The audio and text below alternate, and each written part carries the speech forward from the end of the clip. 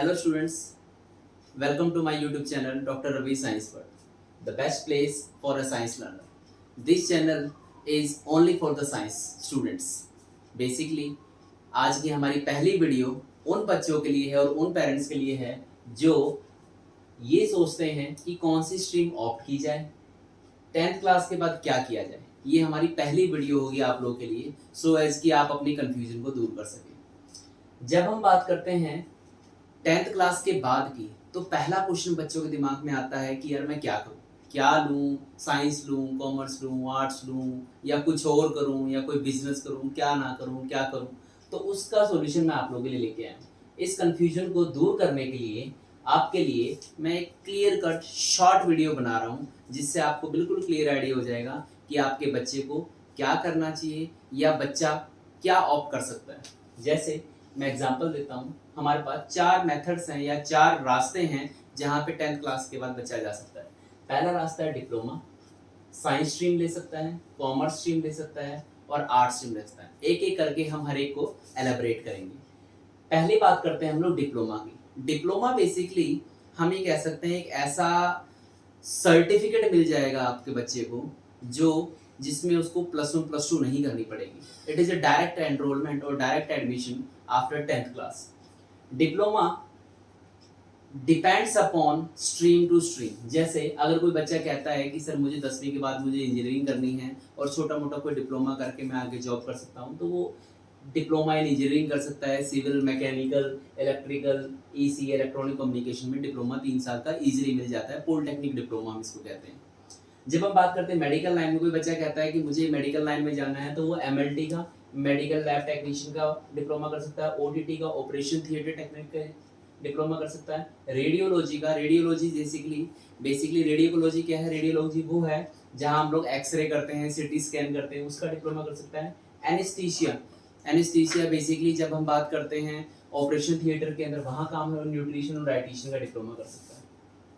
अगर कोई बच्चा कहता है सर मेरी आर्ट्स बहुत अच्छी है, मेरे को ड्राइंग बहुत अच्छे से आती है या मैं बहुत अच्छे स्टैचूज क्रिएट कर सकता हूँ, तो वो आर्ट टीचर का डिप्लोमा कर सकता है जो कि 2 साल का होता है।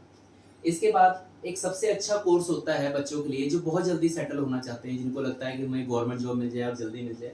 वो बच्चा क्या कर सकता है? आईटीआई कर सकता है।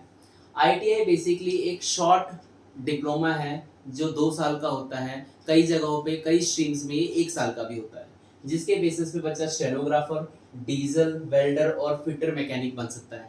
On the basis of this उसको बहुत ईजिली और जल्दी जॉब मिल जाएगी। बहुत ज़्यादा पैसे में नहीं मिलेगी, लेकिन मिल जाएगी जॉब।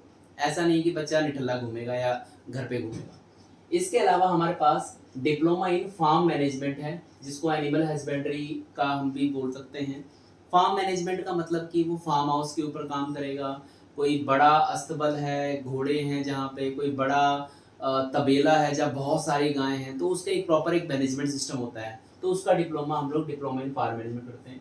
इसके अलावा इंटीरियर डिजाइनिंग, हेयर ड्रेसिंग और गारमेंट टेक्नोलॉजी। हेयर ड्रेसिंग और इंटीरियर डिजाइनिंग वाले जो टॉपिक्स हैं, ये जो ऐसे कोर्सेज जो बेसिकली गर्ल्स के लिए हम बहुत ज़्यादा प्रेफर करते हैं, इंटीरियर डिजाइनिंग और गारमेंट टेक्नोलॉजी। बेसिकली बच्चा इजीली कर सकता है कि मुझे कपड़े की थोड़ी बहुत नॉलेज है, तो मैं गारमेंट टेक्नोलॉजी के 2 साल का डिप्लोमा कर लूँ। किसी भी अच्छी कंपनी में जहाँ कपड़ा बनता है, तो वहाँ पे मैं इजीली जॉब मुझे मिल जाएगी।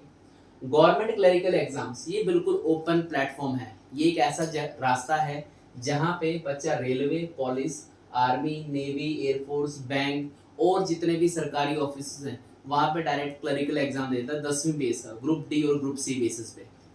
मैं नहीं कह सकता बहुत अच्छी पे स्केल पे जाएगा, लेकिन हाँ ये है कि बच्चे को जॉब मिल जाएगी और उसका बेस बहुत क्लियर है। तो फॉर्म भरो और you can easily get the job. ये एक ऐसा मैंने आपको प्लेटफॉर्म दिया है जहाँ ये उन बच्चों के लिए बेसिकली जो बच्चे ज़्यादा नहीं पढ़ना चाहते, जो बच्चे जिनको लगता है कि यार मेरी नॉलेज नहीं है ज़्यादा, मेरा आईक्यू लेवल ज़्यादा नहीं है और मुझे क्या करना है, मुझे जल्दी सेटल होना है, जल्दी से जॉब चाहिए, तो वो कोई भी इनमें से एक डिप्लोमा चूज करे और आगे +1 +2 में एडमिशन लेने की जरूरत नहीं है।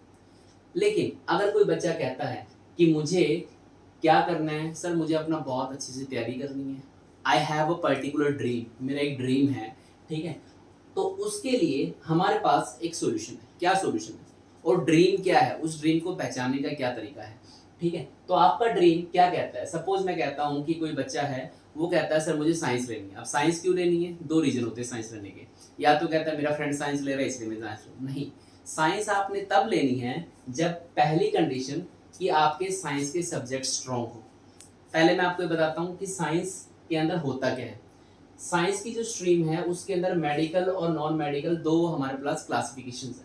नॉन मेडिकल के अंदर आपको फिजिक्स, केमिस्ट्री, मैथ और फिजिक्स, केमिस्ट्री, मैथ, बायो का भी एक ऑप्शन मिलता है, ये पढ़ना पड़ता है। ना ही फिजिक्स, ना ही केमिस्ट्री, ना ही मैथ, ये वो सब्जेक्ट्स नहीं हैं अब जो आपने 9th-10th में पढ़े हैं। थोड़ा सा हाईयर लेवल पे आपको जाना पड़ेगा। अगर आपका मैथ्स वीक है तो आप मैथ्स ना लें, आप मेडिकल लाइन में आ जाएं, बायोलॉजिकल लाइन में आ जाएं, ठीक है। तो आप फिजिक्स, केमिस्ट्री और बायो ले सकते हैं। लेकिन अगर आप कहें कि सर मेरे को साइंस लेने का क्या बेनिफिट है, तो साइंस लेने के बेनिफिट की जब मैं बात करता हूँ तो ये टोटली डिपेंड्स आपके गोल्स के ऊपर है। मान लो अगर आप कहते हो सर मुझे इंजीनियर बनना है तो आपको नॉन मेडिकल लेनी पड़ेगी। आपने एनडीए करना है, एनडीए के लिए बच्चे बहुत ज़्यादा प्रेफरेंशियल होते हैं कि मुझे सर आर्मी ऑफिसर बनना है, तो अगर आपने एनडीए करना है तो आपको नॉन मेडिकल लेना पड़ेगा। पायलट बनना है, एस्ट्रोनॉट बनना है, आर्किटेक्ट बनना है, रिसर्चर बनना है, या आप टीचर भी बन सकते हो लेके कोई भी नॉन मेडिकल का स्ट्रीम लेके। अगर आपको डॉक्टर जिसमें MBBS, BDS, BAMS, BHMS, nursing, BPT, कोई भी medical lab techniques, pharma, biochemist, इनमें से कोई भी स्ट्रीम जो मेडिकल लाइन से रिलेटेड होती है वहाँ जाना है तो आपको बायो लेनी पड़ेगी। मेरी प्रेफरेंस ये कहती है कि जिन बच्चों का मैथ बहुत ज़्यादा स्ट्रॉन्ग नहीं है उनको बायो बैकग्राउंड में जाना चाहिए। बायो की जो स्ट्रीम है वो बहुत अच्छी स्ट्रीम है और बच्चा बहुत अच्छे से ग्रो कर सकता है। अब मैं आपको बताऊंगा इन केस अगर आपकी साइंस स्ट्रॉन्ग नहीं है तो, अगर आपकी ये कहते हो सर मेरे को साइंस नहीं आती अच्छे से, मैथ तो छोड़ो मुझे साइंस भी नहीं आती अच्छे से, मेरी साइंस भी क्लियर नहीं है, तो आप क्या कर सकते हो? कॉमर्स को ऑप्ट कर सकते हो। कॉमर्स के अंदर ये ध्यान रखना आपको पढ़ना क्या पड़ेगा, पहले ये बता देता हूँ। कॉमर्स के अंदर 3 मेजर सब्जेक्ट्स हैं। एडिशनल सब्जेक्ट्स, इंग्लिश होगा ही होगा, हर स्ट्रीम के अंदर मिलेगा आपको English. English is mandatory for every stream, चाहे आर्ट्स लो, चाहे कॉमर्स लो, चाहे साइंस लो। इंग्लिश के अलावा एक 5वां सब्जेक्ट भी होता है जो आप अपनी मर्जी से चूज कर सकते हो। कुछ स्कूलों में पेंटिंग मिल जाता है, कुछ स्कूलों में फिजिकल एजुकेशन मिल जाता है, कुछ में आईपी मिल जाता है, कुछ में कंप्यूटर साइंस मिल जाता है। Totally depends upon school to school 5वां सब्जेक्ट। लेकिन जो 3 सब्जेक्ट जो मैं इंपॉर्टेंट बता रहा हूँ वो वही हैं जो मैंने आपको इस वीडियो में मेंशन किए हैं। इधर कॉमर्स के अंदर 3 मेजर सब्जेक्ट कौन से हैं? अकाउंटेंसी, इकोनॉमिक्स और बिजनेस स्टडी। यहाँ आपको डिटेल में वो चीज़ें पढ़नी पड़ेंगी जो आपने अभी तक नहीं पढ़ी। अकाउंटेंसी टोटली मैथ बेस्ड है, economics depend upon the economy, और बिजनेस स्टडीज में आप बिजनेस के बारे में स्टडी करेंगे। अब कॉमर्स लेके आप क्या कर सकते हैं? जब मैं कॉमर्स लेके करने की बात करता हूँ तो आपकी कुछ मेजर स्ट्रीम्स खुल जाते हैं। सबसे बड़ा ऑप्शन है आपके पास सीए का।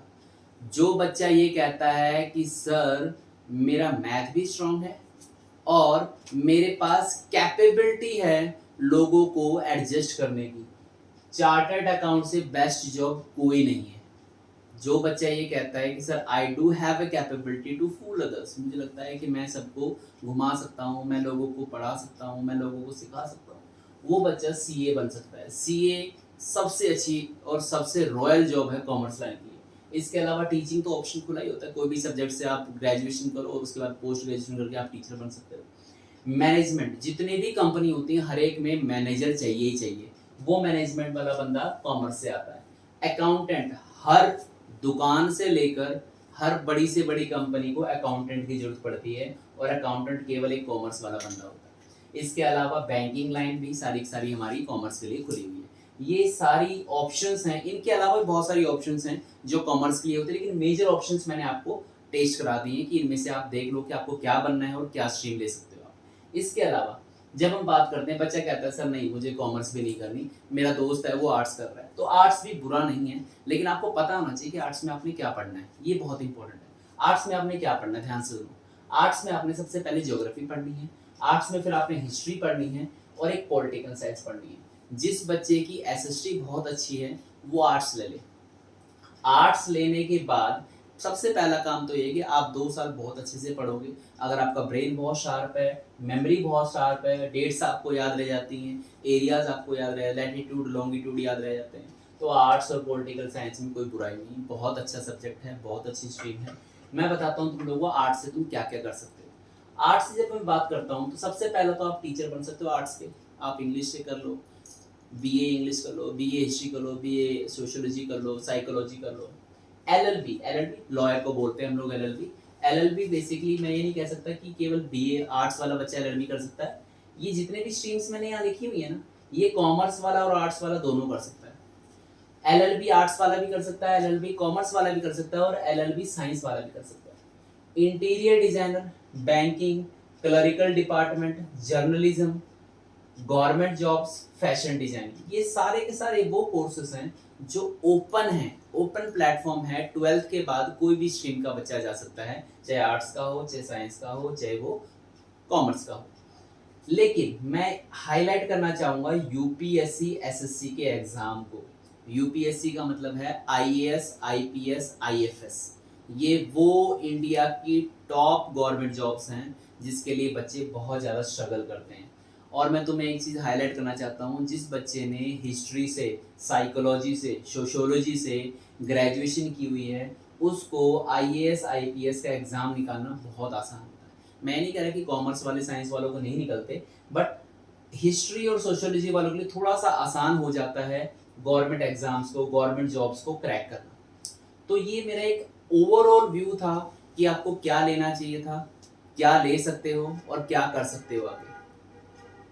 आपने क्या करना है, decide your future and choose your stream. Simple सा लोग है, ये मत सोचो कि मेरा फ्रेंड ये कर रहा है, ये मत सोचो कि मेरी सिस्टर ने ये बोला, मेरे पापा ने ये बोला। नहीं, आप अपना दिमाग लगाओ, आप सोचो आपको बनना क्या है।